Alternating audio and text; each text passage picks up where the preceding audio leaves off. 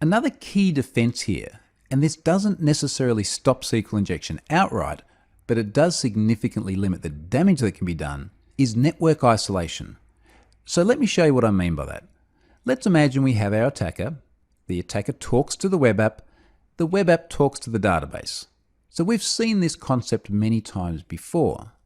Now, one of the things that we saw earlier on in this course is that the attacker can use an injection vulnerability in this model to actually create their own login. Either that or actually crack the password hashes using that pwd compare function. Either way, the bottom line is it's possible for the attacker to get direct access to the database. Now clearly, once that happens, SQL injection doesn't even matter anymore. They've got direct access to the underlying data anyway.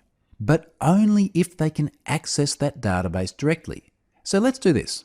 Let's roll this back, and instead of the web app talking directly to the database, we're going to drop a firewall in here. So the database sits behind a firewall, and the web app has to communicate through that before it can get access to any underlying data.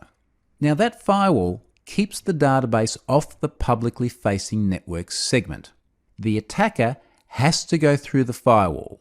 And of course, the firewall is configured in such a way that it will allow the web app in and keep the hacker out. So in this sort of model, this request would be rejected. Simply not going to happen. The question then comes down to what sort of rules are implemented on the firewall to ensure that this actually works. Because at some point, people do actually need to connect directly to the database. They're the people deploying the app or supporting the app. So how does that work? Well, one option is that the database may simply be in a private network segment, the same network segment that those supporting the application are in.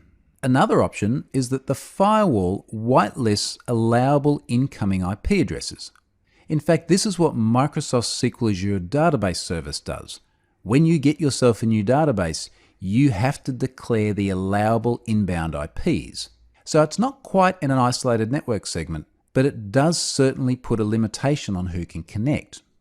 Now, one other concept that does come up a little bit that I want to touch on is the idea of actually having a service tier in here, so that the web app is never actually talking direct to the database. Now, what I mean by service tier is something like a web service-based abstraction, where the web application itself is talking to the service, and then the service is the one constructing the SQL queries.